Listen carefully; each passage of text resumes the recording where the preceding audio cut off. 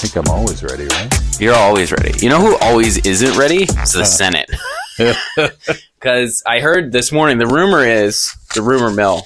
I didn't actually go look. This is something you can verify on a list probably. Sure. $15.99, the bill to move the November gas tax to May is not appearing on the floor today like it's supposed to? It was on the blue sheet, but it was last on the blue sheet. So they kicked it all the way down to the bottom, which means they're not going to get to it today. Yeah. Because the carryover is going to happen, right? They're not going to go that long. So definitely not happening today.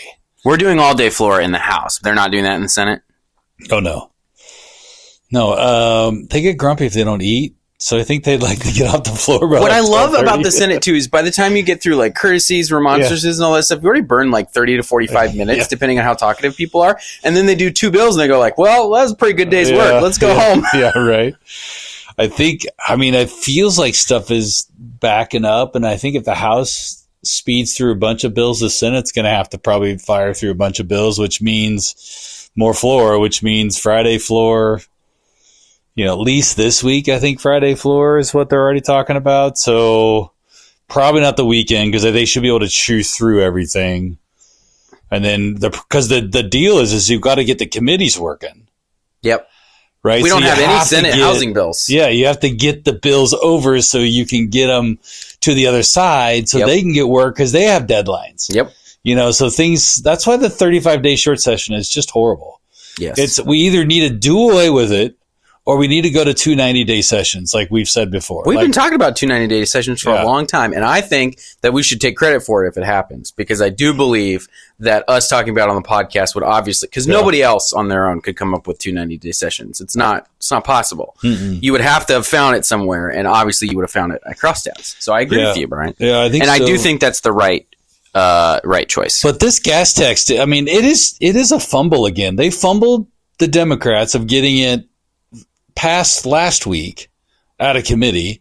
They messed up in that committee, and then they had to do a nighttime committee again on the public hearing, and then they canceled had floor Friday, and then they canceled it because they knew weren't going to get it done.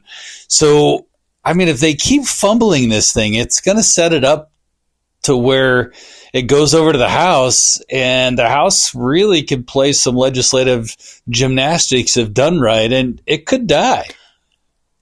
I think that, I don't believe in curses, but this thing is clearly cursed. Yeah. Because, you had the worst short session or not short session. It's a bad short session. You had the worst special session of all time on this thing.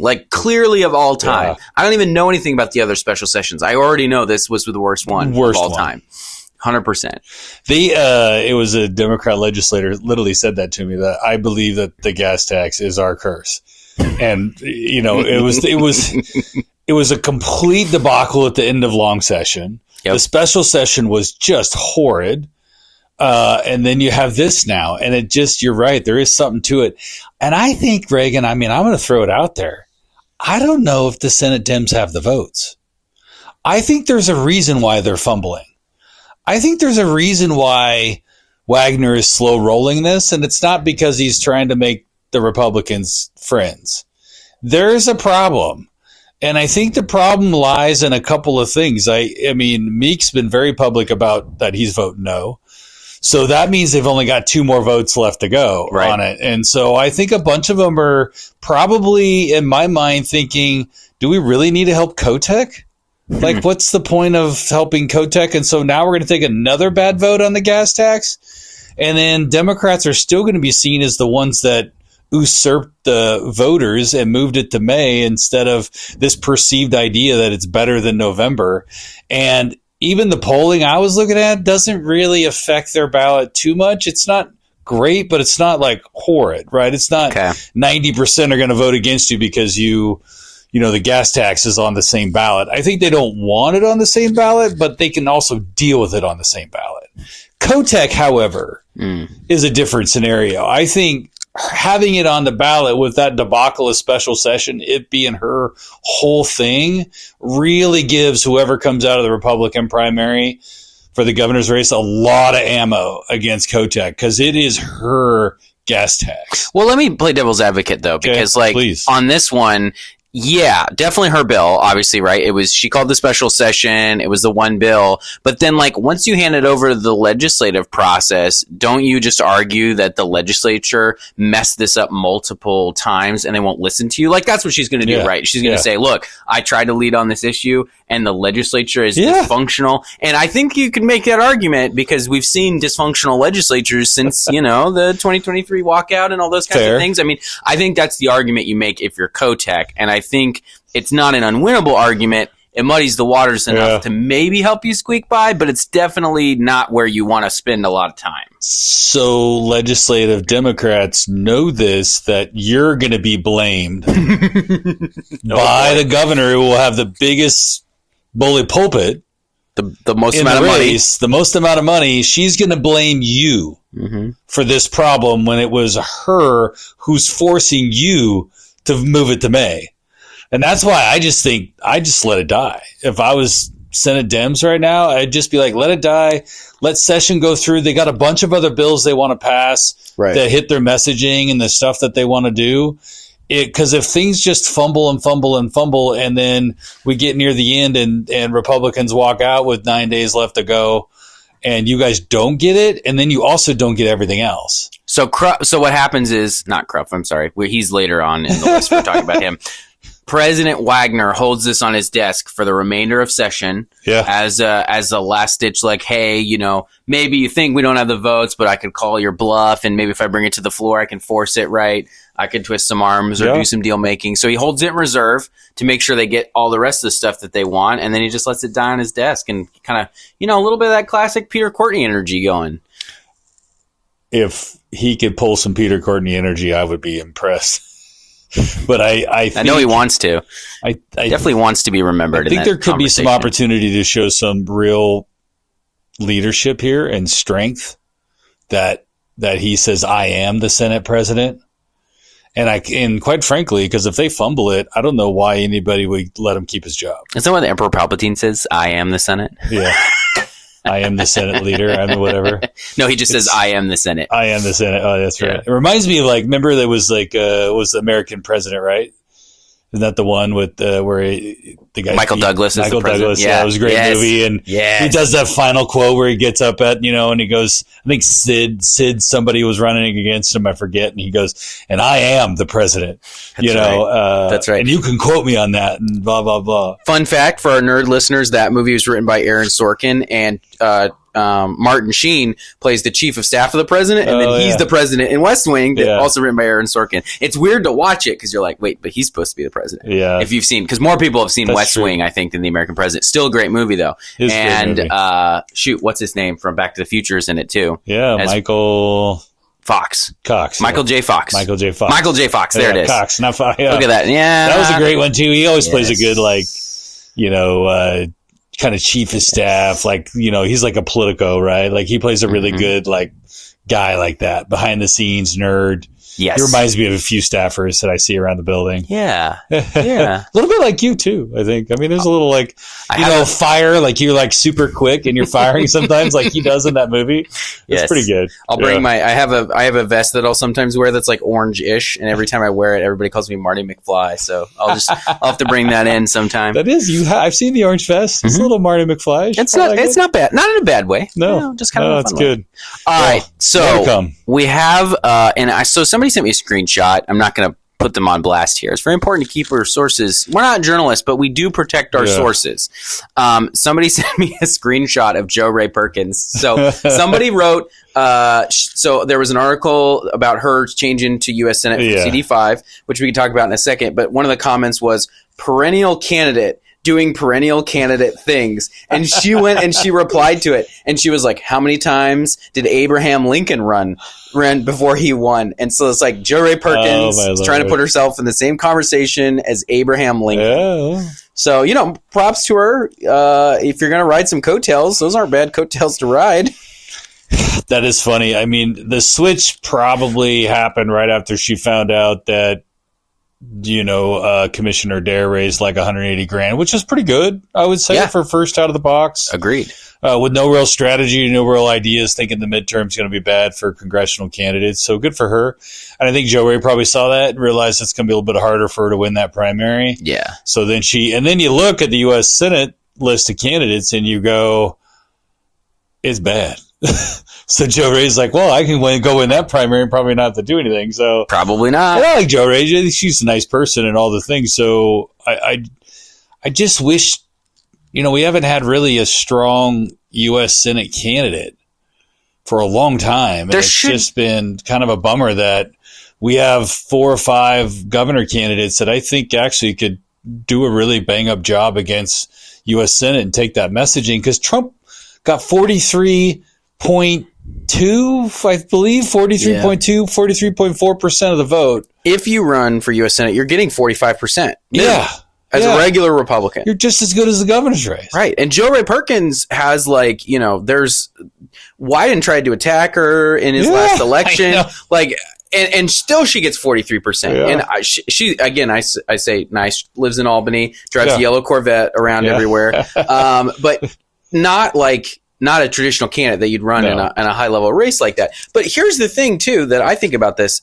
I don't understand why it isn't automatic. Remember when Thatcher ran for Secretary of State? Yeah. She was just like, why the heck not? I'm midterm, whatever, right? And she just fired it off, right? There should be, every time there's a U.S. Senate election, everybody who's a state senator Republican that's off cycle, they just all draw straws, and one of them does it, right? Because here's the thing, and this is what I've argued before. We just need a normal Republican at the top of the ticket that isn't going to drag anybody down. You don't really, again, have to campaign. If you want to do the circuit and do that, whatever, or if you just want to kind of go in your area, that's fine. Like, you don't have to do the circuit. Just have a normal name out there. Yeah. People jump at these high level races and they get excited about the names when it's just like a basic name. And so you can build your name ID, you can build your statewide notoriety if you want to do stuff in the future, or it's just teamwork, right? It's taking one for the team. You really, again, don't have to do anything. I have a name for you. Oh, hit me. Why is Senator Mike McLane not running for U.S. Senate? I kid you not. It was like months ago. I texted him. I was like, dude, you should just do this. Just go around your area. Yeah. If you want to run for Congress someday, just do the CD2 circuit, right? Get ready for when Pence is retiring or whatever. Like, raise a little money, do the thing, and he can take the wood, to the Democrats. Like, he's good at, he's going to be able to articulate things if there's a debate, like with the Republican meetings, the town halls, the businesses, and you raise your name ID, he's former leader. He's got the credentials. More listeners for the Doge podcast. Yeah, there you go. I mean, he's got that maybe he doesn't want to give that up. What do you have to do? Equal time or something? How does that work? I don't know. It's podcast, so it's private. I don't think you have to give that up. I don't think you have to. It's not regulated by the FCC. Yeah, definitely. Yeah. So I just think Mike McLane already covers almost half the state with just his state Senate district. Right. So I just think he should run. I think that it would be a great platform for him to get on. We get a good Republican governor candidate. Mm-hmm. You get Mike McLane up there on top. And then now it's down ticket, boys. Here we go. Right. And let Mike kind of handle the presidential stuff, the Trump stuff. Heck, he might get an appointment out of it. If he loses. Well, yes. Yeah, the more nice things he says about Trump, the more likely that is, obviously. He can also kind of eat some of that stuff that are those questions about ICE that we're getting at the legislature or whatever. And I just saw, Ed Diehl has mixed feelings apparently on ICE. That's the headline at KGW. Yeah, probably not the headline you're looking for in the Republican primary, but regardless, McLane being there, he can kind of eat some of that stuff and just spit back out the red meat. And he loves to wax poetic about constitutional rights. And if there's anywhere to do that, it's the U.S. Senate. I think so. And he's a lawyer. Yeah, they love that stuff, right? It does make a ton of sense. I totally agree with you. I mean, Mike, I don't know if you listen to our podcast because you have your podcast, but I think it makes I can't think of a downside to it. Because like you just said, you're kind of guaranteed, at least if worst case he does nothing, you're probably 55-45. Like if you do nothing, and that's not a bad loss for a U.S. Senate race. So I kind of feel like, and then by chance, you kind of catch fire, or you never know what happens, and you could get lucky. And maybe there's a third party candidate that comes in, the working families candidate. What that happened with Treasurer Steiner, right? Right. Where she was freaking out because it wasn't that, the Republican was doing better. He was doing nothing. Senator Boquist literally did nothing. It was that there was a working families candidate just beating her up. And I think there's some options there. Anyways, we can move on. Just like with the gas tax, when Democrats are messing up, don't weigh in, just get out of the way. That's the key. Yeah. Get out of the way. Yes. Focus on making sure you've got the base locked down. Check your boxes, obviously, but don't get in the way of the Democrats when your opponent's making mistakes, whether it's politics, whether it's baseball. Do not get in their way. Yeah. Let them continue to make those mistakes. Hand them bullets. That's right. Not the thing. Okay. All right. So more candidates. There's a few more folks that filed. There's been some news this week. There has been some news. Okay. So the biggest news, roll back a few months before short session. We're in interim. Lots of rumors about, is Jeff Golden running again? And then he announced he was running. And the assumption is that Republicans have a very strong candidate. Brad Hicks, former Chamber CEO, well-known Politico down there, very connected, good fundraiser, good on the stump, I think, good in meetings. I mean, he's a really solid candidate down there. He announced, and so everybody thought maybe Golden was going to say, I'm out. And then Golden announced, and we're like, okay, they obviously did some polling, and they're like, Golden is the guy.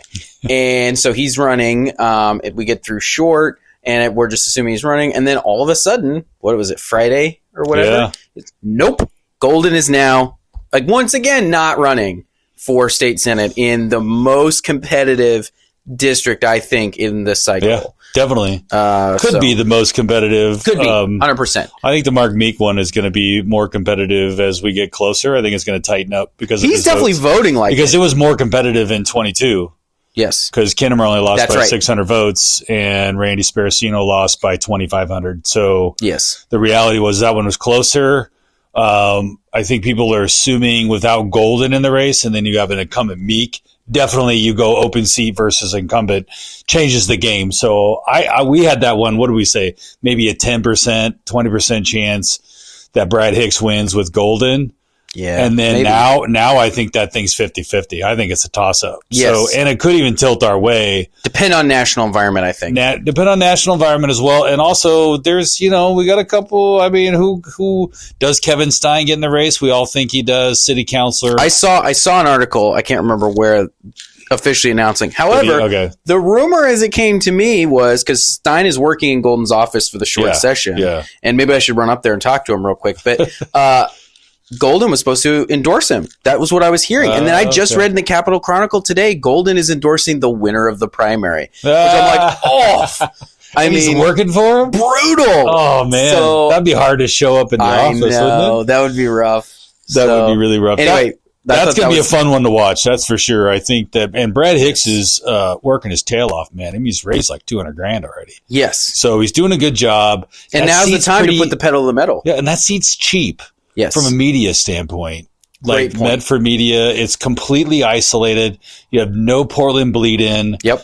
So it's a pretty inexpensive market. You can buy probably 1,000 points down there for $100,000, $120,000. So it's really not too hard, to really buy yourself and burn your name ID in pretty quickly. I think you got the problem they have down there at Medford is they got to worry about get out the vote effort and stuff like that because you got a lot of people that are undervoting that don't vote in that district. So that's probably our biggest downfall. And you have that Ashland block that just votes 75-25 always for Democrats. More than that, 16,000 votes to about 600. It's really bad, Reagan. Go back and look. Anybody go look. Look, I worked a race down there, and I just try to forget about it, so that's probably why. Yes, rough stuff down there. Okay, so that's Senate District 3. Kevin, so one of the candidates is Kevin Stein, and Denise Krause is the other. I hear Denise Krause not necessarily super well liked, whereas Stein is on the Medford City Council, and if you're a Democrat, if you are Democrat leadership, you probably like that he comes from the Medford side of the district because you've got that automatic vote in Ashland, right?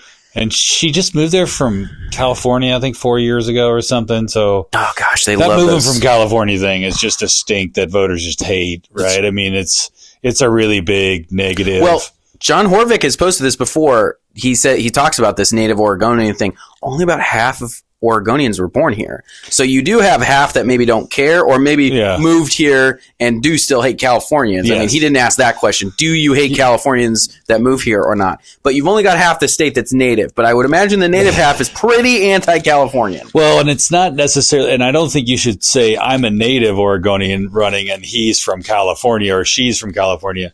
I think it really is like, they're just from California. I think that negative is just stronger than saying, like, you don't want to juxtapose it against you being native. I don't think that matters because I think native is, then the Indians get upset and stuff, because they were native. I was going to say, you can't be a native Oregonian on stolen land, right? Right. The other super interesting Senate district primary that was just announced that we should talk about is on the Democrat side. Ooh. So Janine Sollman, Hillsborough, right? Basically, all of Hillsborough had a primary last time against now Representative Lamar Wise, who moved across town and is in House District 48. Hey, she beat him in the primary after they both fought. That one was fair because at least they both fought for the appointment. Yes. And Sollman got the appointment. And so that makes sense, right? I mean, there's usually appointment process is not a lot of fun. When you're the loser, it really sucks. Like, it's not a lot of fun. Because usually you don't lose barely. You usually just get, once the momentum shifts to 50% plus one for the person, everybody jumps on the bandwagon. And so you just get murdered. You get murdered. Yeah. Like Helfrich did against Drazen, right? Like, you get murdered. And it's nothing against Jeff and stuff, but they all voted for Christine, right? Once it's a watershed, because nobody wants to be the outlier, right? No. So, and that happened before. So now, Sollman thinks everything's okay, but all of a sudden, an announcement comes out that a representative in House District 22, Munoz, sister, has decided to file against her in Senate District 15 in Hillsborough. Wild stuff. So now you got a House rep sister filing against a sitting state senator on the other side. So the D on D crime is well in attack right now. And this is just, what's fascinating about this is I think Sollman's got to the point where she's got juice. She is influential. She's working on the economy and stuff right now. She's getting attacked pretty heavily by the 15 Friends of Oregon. Yeah. And some of those folks, because they think that she just here. And again, they believe the farmland is owned generally by the public. They don't believe in private property. They want to end private property rights as much as humanly possible, especially when it comes to farmland. And so I applaud Senator Sollman and her Jobs Act because we really need it right now. The economy is in really bad shape. And the Friends do not care about the economy. Couldn't care less about how well the economy is doing. Couldn't care less about how working families are doing. They are the folks that have money, they have land, and nobody else gets to. And so I think the fact that she's under attack by them makes it clear who the winner of this primary should be and who Democrats should support, because Sollman is where you need to be going with your party. If you go more left, right, especially in the Senate, you're going to get worse and worse policy out of Oregon. We're going to have millionaires taxes. We're going to have all the worst stuff that's going to drive more and more business owners, more and more folks out of the state looking for jobs, looking for opportunity, looking for housing. And so, I mean, this is going to be a fascinating primary because I think it breaks down to what the unions do, right? Yeah. Do they stick with Sollman or, do they move to Munoz? And she's had some tough times with the unions, Sollman has. So that's going to be what I hope happens is her caucus sticks with her. That's important. This is horseshit. That Munoz is a state rep sister, clearly working with her sister to get her to run, working with those groups to try to make it happen. And Munoz is no shoe-in House District 22. Mind you, she only won by 150 votes. It's true. So, and everything I've seen from her, she is nothing but just a far, far left-wing activist. She's part of the Democratic Socialist Caucus that they're forming with Chai all that stuff. Not moderate. No, on any level. So I would imagine Myrna, I think is how you say her name, Munoz, is just as bad. So, listen, Sollman's still a Democrat. I mean, don't get me wrong. I mean, she's still not voting with us as Republicans that we are, but she's open to conversations. She's taken some hard votes when she felt she needed to. Yep.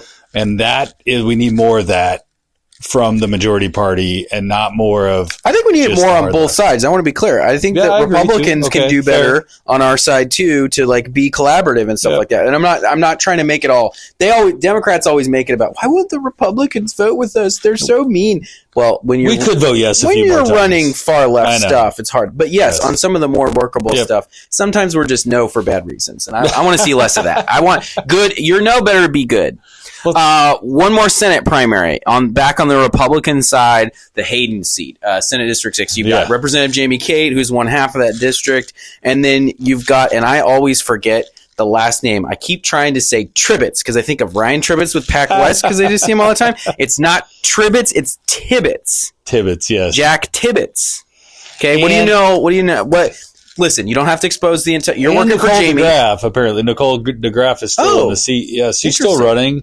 She ran for the House seat there. I kind of like Nicole. She lost to Charlie Conrad. Yes, I've always been very big in the medical freedom world, right? Yes, that's right. Really a big push into that stuff. So she's running again as well. And then apparently this Californian guy, Jack Tibbets, is running. So yeah, for first start off. Just moved from California, like 21 or 22, like just moves to Eugene, outside of Eugene, and decides, I'll just become a Republican because, by the way, former Democrat. And now wants to become a Republican. Brian, I got some ads for you that I ran in a primary against a guy named Zika who has changed parties many times. And these ads were very popular. So I'm happy to share all that stuff with you because you're working for Jamie, right? If people, everybody should know this by now. But Brian's working on Jamie's race. You started with Jamie in that knockdown drag out against Scott Sword and Tim Kirsch, who's now I think he's getting involved in the primary again in the Canyon that we'll talk about later on. He's supporting somebody up there. Yeah, no, that was a while. We had a 6-person race. Susan Coleman, who was Sweet Home. Yeah, it was a wild, wild race, and we had a lot of like viable candidates. Yeah. In 2020, and Jamie won by 33 votes. That's so crazy. Yeah, and that was COVID. Yes, that COVID thing hit Nobody us. was campaigning. Like it was so weird. I remember sitting down with Jamie and our team. In an undisclosed location, and we're all sitting there, and she's like, "So how do we run this campaign with COVID and stuff?" And I laugh and I go, "I don't know. Do you think I've ever run a campaign with COVID?" Like we literally had to because you couldn't go door to door anymore, and you couldn't do any of the normal things you did. Yeah, because if you think about it, that was like March, April, like it was the height of it. It's true. So everybody reverted to phone calls and texting and stuff like that. But anyways, obviously mail, always mail. Jamie does a good job. She's a great representative. She'll be a good senator. I think the Senate even fits her better, to be perfectly honest, because she has she's a solid Republican vote, but she has this independent streak of things like she wants to focus on or speak up on that not everybody does, and that's a great place for the Senate to have like a bit of an independent mind to be able to change some minds on some issues that aren't always RD, but are just more like rural versus urban or farms and stuff. And obviously she has a farm and talks to farm issues and does a great job on that. So I think the Senate is a very good place for her. I think so too, and she's got some friends. Her and Senator Gerard are very, very good friends, and they work together on a lot of policies from the Canyon stuff that swaps over to wildfire. And there's a lot of similarities there in those two districts. So I think it's that, and I just think if in this, this Jack Tibbets guy, if he wants to get in, Jamie's got a lot of endorsements. She's got all of the people from Lane County. She's got a ton of folks from all the councils and the mayors and all that sort of stuff. She'll raise the money. She's got all the money she'll need to win. And I got more committed if he even comes in and tries to do anything, we're just going to wipe the floor with him. And really, I'll ruin his career. So I think he should just kind of not get in the race would be a lot better for him to do that. But we'll see. Some people can't help themselves. Some people cannot help themselves. That's 100% right. Brian, but it is America, and everybody can run if they want to. It is freedom. Absolutely. Yeah. There's freedom there, and freedom to make mistakes even sometimes. Yeah. So you just wrote, and I just love this, Brian. I'm just going to read it verbatim. HD7, Kai Fireside, ? Not a great time for that last name, which I just think is really, really funny because there was a story just recently about Melissa Fireside, the Clackamas commissioner, who was doing the crimes, has fled and has been gone They can't find her. Yeah. So let's deal with Kai Fireside first. Do we know anything else about him? No, I just saw his name.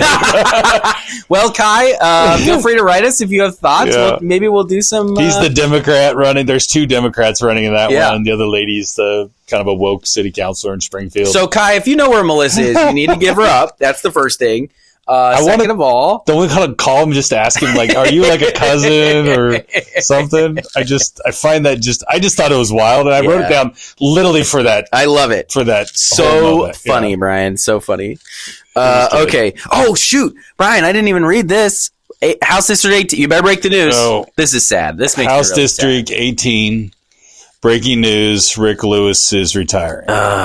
Did he announce it, or what? How did that... are we breaking the news now? I'm breaking the news based on my investigations and everything like that, and I'm pretty sure he's told his staff. I don't think he's put out a press release, but Rick, I know he's confirmed through some other people and stuff, and he unfiled from the Secretary of State. So that's what got public original indicator. Flag. Yeah, that he unfiled, that's and so then sad. I love Rick Lewis, which is crazy because now in Fred Gerard's district, you have HD 17 and 18, which is his 2 House districts, are both open seats, which is because that Diehl's going on to governor, and so you have.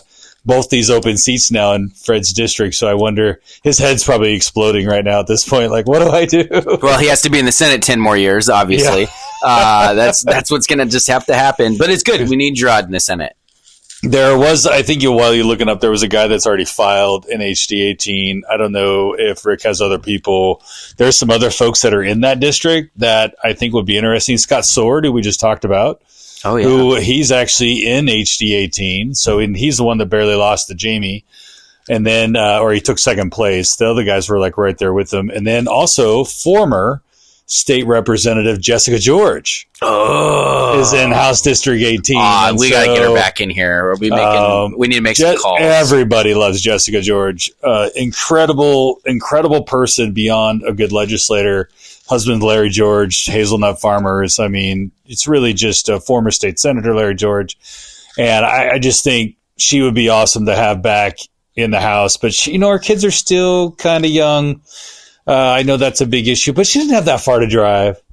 Yeah. Her house in Salem's pretty close. Plus, she'll be coming back in as a freshman, so, she's got time to build her cred and everything. Do you get to come back as a freshman, or does she get, like, sophomore cred? Like, how does that work with offices? Does she get to move up the list? No, so what happens is she goes back down to the bottom, but then her prior non-consecutive service boosts her to the top of that list. So if there's other people with no prior service, she gets first priority over them. If there are other people with service, it's about how much. And I would imagine she probably has the most out of anybody that'd be coming in the freshman class, because I don't know of anybody who used to be a legislator that's coming back in. We're not talking about any of those, right? At least I haven't heard of any of those yet, so that's good. That's interesting.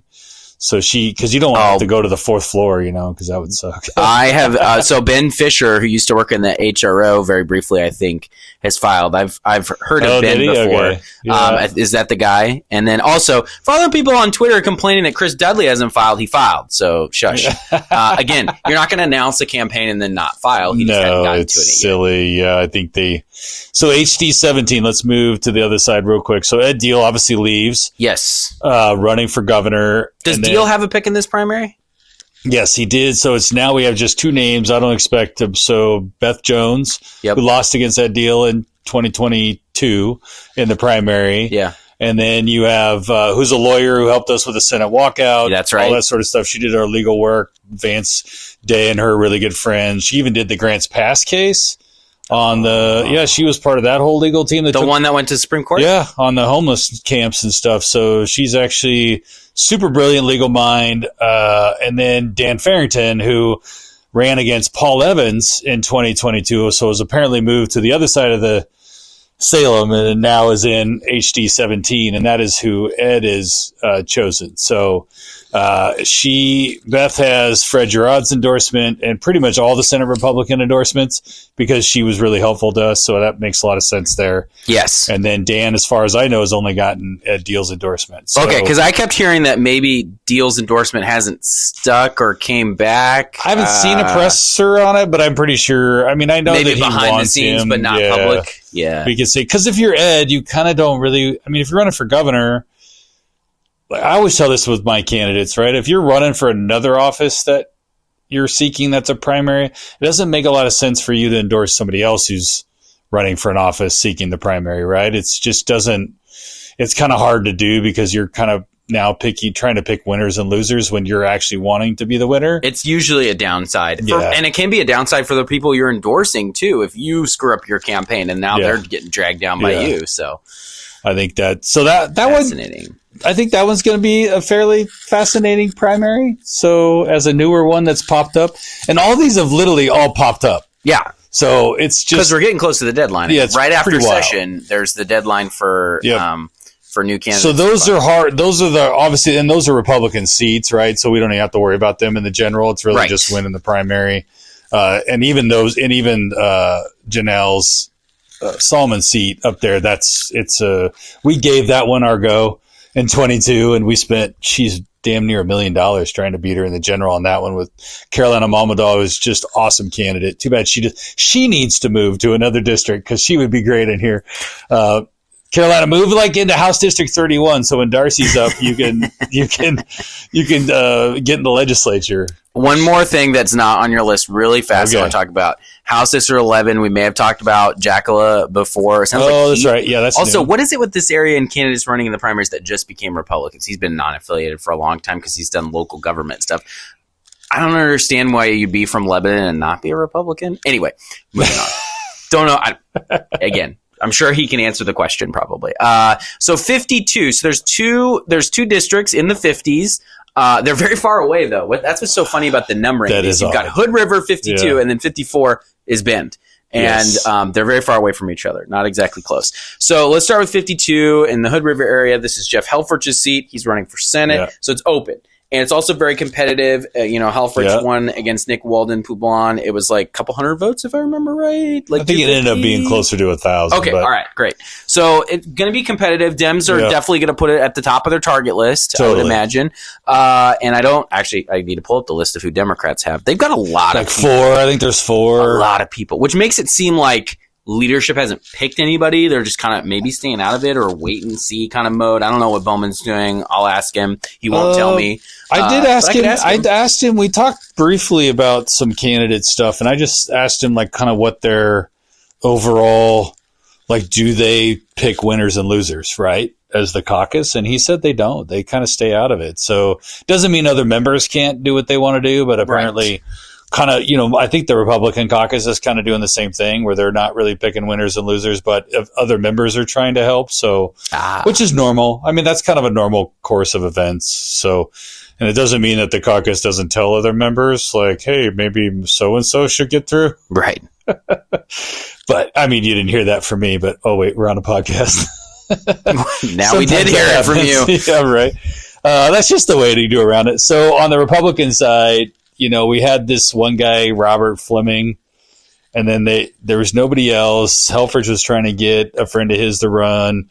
She said no. Ultimately, I had a friend of mine that I wouldn't say friend. I should say a person I'm friendly with, that Vicky and I are friendly with, Darcy Lapier. And if you haven't read the Willamette Week article, we'll go ahead and put it in there because I'm always one for if you got whatever you got, put it out there. So Willamette Week did a piece on her, married to Jean-Claude Van Damme. That is crazy. Married to Hawaiian Tropic founder Ron Rice twice. And then after all of that, Reagan, she did the whole actress model thing. And then she moved back to Oregon and became a barrel racer and went to the NFR as a PRCA barrel racer. What? Competed. Yeah, 23-year barrel racer. So Darcy's fascinating. She's lived a fascinating life. And when she married Ron Rice the second time, then I think, and he passed away. And then there was a whole dispute with his estate and everything, and then she's part of that estate, and I don't even know all the details, but it all happened in Florida, and now her trust is in South Dakota or something. I don't know. I don't know all the details, and neither does she, because she's got lawyers. Because when rich people do things, they have lawyers. Yeah. Right. And so, the Wham of the Week article is really trying to they tried to ferret that out. Anthony did, and he's a good reporter. I don't have a problem with him reporting it. And I was talking with him, and it's a pretty wild case. She doesn't know all the details either, but because the lawyers kind of worked that stuff out. But there was no fraud. There was no things. It's just when you have, and I'm involved in a estate case right now with some of my cousins, with my grandma and stuff, and it's a minimal amount of money, and I'm talking a minimal amount of money. You'll spend more money on lawyers. People lawyer up. It's the stupidest thing. And so, and people say the wildest, outlandish things. So, and then there's a new guy that just got into the race, Wasco County Commissioner. Scott Hedge? Yeah, Scott Hedge. Hedge. I don't know. Seems like a nice guy at least from what I saw in there, but he's been a Wasco County Commissioner. Before that was the port director, I think. So just a boring politician compared to Darcy. Yes. So I don't have, and so Darcy likes the idea. I mean, she knows President Trump. She helped. Right. She was, because when she was a Hawaiian Tropic Girl, which Anthony didn't put in the article, which would have been good. Melania was a Hawaiian Tropic Girl. Oh. So all that stuff was happening at the same time. Huh. So, I mean, just a pretty wild, story. She was friends with all the Chuck Zito. Do you know who he was? No. He was the bodyguard of the stars. For all the rock bands and concert, Prince's bodyguard. And this guy he was the leader of the Hells Angels New York chapter. That would have been. He's the one that would have been back in the 90s. And then remember when Jean-Claude got knocked out inside a strip club in New York City? There was a huge headline. Again, I was probably 10 or 15, so probably not. I don't know if you were alive. I do not remember that. So no. Anyway, I barely remember all this stuff. So you can go back and look on it. It's just wild stuff, but that was right after Jean-Claude and I think her just broke up, I believe, somewhere in there. And Chuck Zito inside a strip club knocked out Jean-Claude with one punch. Whoa. And apparently, yeah. And then she got called by Howard Stern and did a radio interview because Chuck Zito was on the radio talking about it, and they called her. Man. And it's just fascinating stories, right? I mean, just a lot of spice there, a lot of life lived with Darcy, and she's, the media stuff doesn't bug her because she has been through. I mean, she used to say the media would dig through her trash and all this sort of stuff. Us in Oregon, we freak out if you get a call from Nigel or somebody like that, and she's probably that's just another day. It is. So we'll see what happens there. But I just like Darcy. I think she's fun to be around, and I think there could be something fun there. The last one, let's talk about.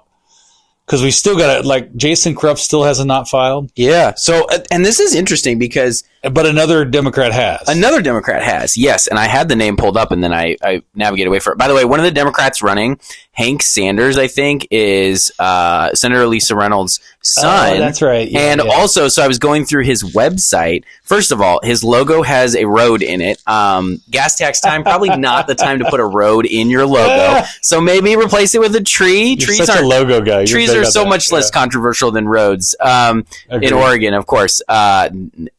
Actually not, but today they are less controversial. And so then he's been a journo. So he was he was like an intern or something at the New York Times where he covered political corruption from the Trump administration. So, I mean, his bio right now as a primary candidate and being a young candidate and having this new generation vibe, he's probably, he's picking the right time to enter a race like this. So Senator Reynolds didn't take her husband's name is what I'm guessing there? I guess.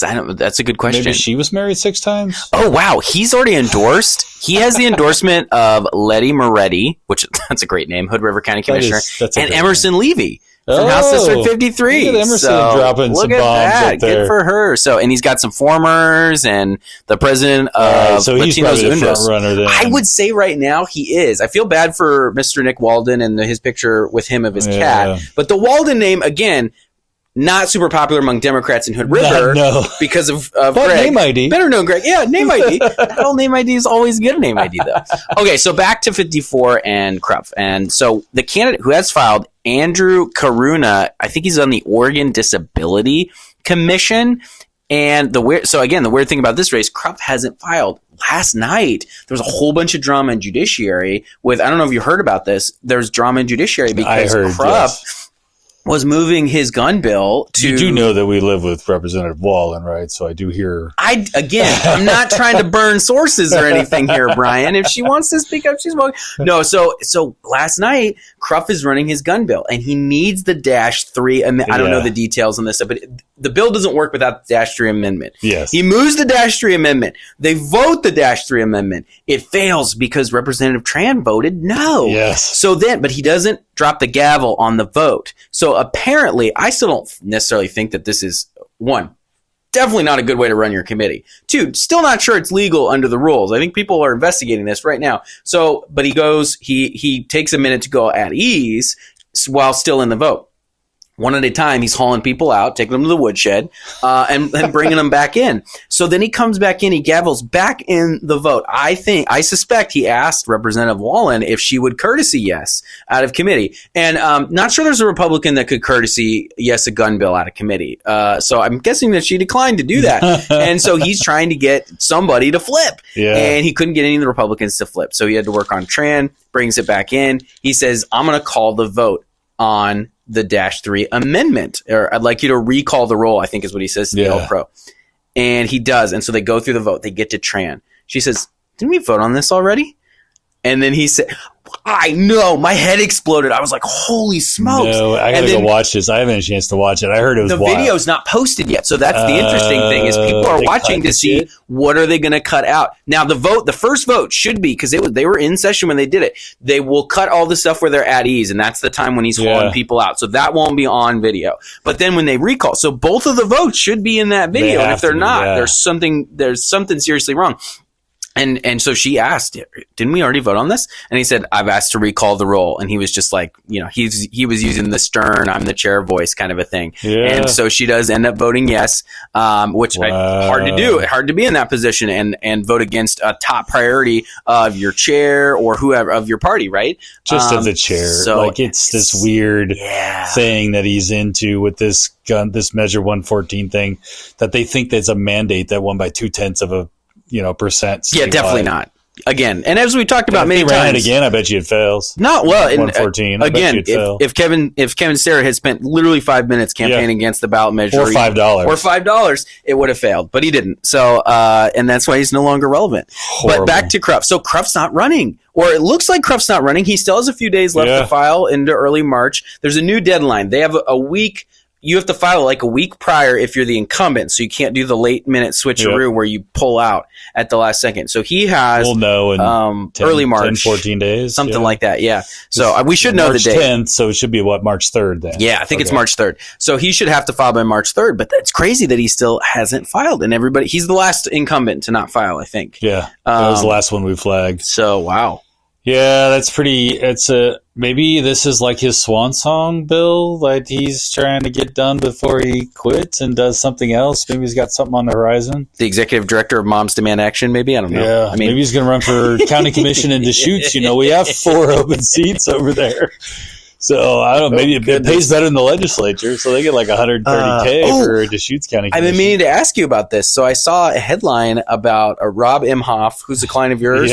He wants to buy. He wants the county to buy Mount Bachelor because Mount Bachelor was trying to sell because it turns out it's very, very expensive, and now Oregon's making it impossible to operate.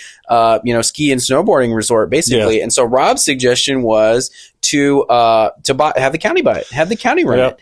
And shockingly, Phil Chang, his former opponent in the last election, was like, I'm not sure that's a good idea. Don't we need to do more important things like jails and stuff? And I was like, does Phil Chang even know that he's from Bend and that people from Bend freaking love Mount Bachelor? And if you give them the choice between funding jails and Mount Bachelor, they'll go with Bachelor every time. And he was all for the group wanting to buy it from Powder Corp. And so we came about this idea really because it was kind of bent up on this idea. This group tried to put it together. Powder Corp was going to sell. The last thing you want to do is sell it to like a Swiss company, or a Chinese company or some like, hedge fund, right? That buys a ski mount and then they're just going to bleed the money. You sound like Bowman now. Are you I know, into right? a hedge fund? I hang out with Bowman too much. But what my fear is, so with something like Mount Bachelor, this is where I do kind of go more towards the community side of things. Yeah. We were looking at it, and then Mount Bachelor comes out with their new rates, like $229 for a single day lift ticket. Ouch. Like, can you imagine? So you look at that and you start going, well, what if the county, so Powder Corp clearly wants to sell it, even though they don't have it for sale right now, they would sell it. Yeah, if a buyer came along. Right, 100%. It's not that big. So would we rather have the county put together a community ski hill of some kind, help be the engine that makes it happen? They could partner with other groups or whoever. There's countless number of hills around the country that we found. Bridger Bowl, Mount Ashland, and Ashland is even owned, like community owned, so a nonprofit community owned. But you can use the weight of the county to purchase the mountain, to get it out of the Powder Corp's hands. And then over the course of that time, we're able to move the ownership of it into a 501c3 or something like that. So it's not profit driven. It's really community driven. So you could so that should bring our cost of making sure we make a profit to send back to the Powder Corp go down. And you could do other things, our youth skiing programs, wildfire recovery and wildfire prevention, things like that. Other things that they could do with that mountain and ultimately secure the mountain for, I think, the future of Deschutes County, because it is iconic. It is literally like the thing you think of when you think of Bend. If you shut it down tomorrow, it will do real damage to their economy, because you have a tourism-driven economy. Huge. You have people coming for Bachelor. You have, as you said, also just the historic significance of it.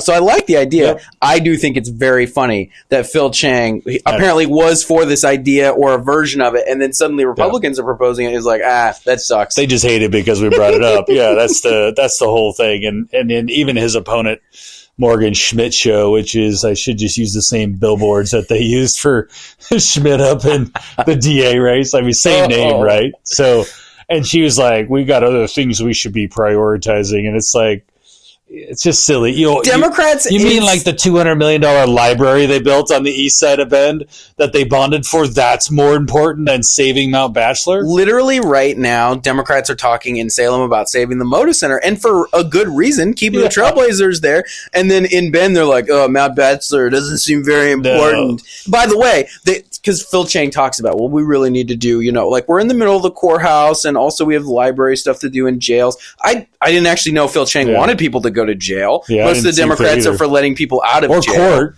Yeah, right. And so it's just by the way, the state gave them like $30 million of that courthouse. So let's start calling, a spade here, Phil Chang. Mm-hmm. The county didn't come up with all the money. You came to the state with your hand out. Yeah, 100%. And that's the thing again. And it was, I firmly believe, I don't have proof, but I firmly believe it was the Republican legislators from Deschutes County, mostly Vicky Bruce Iverson and Tim Knopp, that got that done for them. So at the end of the day, I didn't see a thank you card come, but maybe it got lost in the mail. But anyway, I do think it's just like, if it's Democrats' idea, and this is my overall problem with politics, if it was Republicans' idea to save the Moda Center, you know what Democrats would have said? Oh, more corporate bailouts and boondoggles. But it's Democrats' idea, so of course it's amazing. Same thing with Mount Bachelor, right? If Democrats came forward and were like, oh, Tony DeBone and Patty Adair, they won't let us save Mount Bachelor. Look at how bad they are. That's what Phil Chang would be saying if it was his idea. But it's not his idea, so it's terrible. And it should be his idea because he's gonna be, because he drew position number 2, which is West Side Bend. And you can't tell me that the people on the West Side of Bend don't want this to happen. They do want this to happen. Oh, Phil Chang doing some gerrymandering for himself? That's fun. No, he literally, he should have had a 20% chance, and he drew his own district. The likelihood of that was just, we'll have to do a whole podcast on all the other seats, the Deschutes County maps, and other commissioner races, because there's some fun ones out there. There are. We got our buddy Jake running down to Lane County and a few other few other commission seats. Oh, maybe even Swanson might have to have him. He's in Polk County. I heard Swanson already won his race. I don't think they keep running for the other one. But we could have each of them on. It'd be kind of fun just to hear what they got going on. That would be fun. But we could talk about commission races because commission races they're very speed bumpy kind of races. You know, like what's in front of me, what's the thing that the county really cares about. Like Jake's doing with the dump, and they got those, you get those local issues that we don't really talk about on a state level. Yeah, so it's a little bit more fun. So we'll have to do a podcast on that for the primary. Yeah, we'll do some local stuff. Absolutely. All right, Reagan, lunch is over. Oh, brother, absolutely. Well, back to the grind. Yeah, this was fun. I think it's good. It's fun to get an update on this stuff because you get so sucked into the legislative process and you go, oh, yeah, there's people that still want this job. I don't recommend it, but okay. Hence to be the problem because I made some notes on like a few of the seats that we don't have candidates yet for that are not looking very good. So like East Gresham is not looking very good for us, so we're not competing right now. So we need to find a few more candidates, but I'm not doing that part. I'm not in charge of it. That's Drew's job now. Yeah, I'm just hanging out, doing my thing, but we'll see what happens. Shout out to Drew Draper on the pod. You should come on, Drew. All right. Talk to you later, Brian. All right. See you.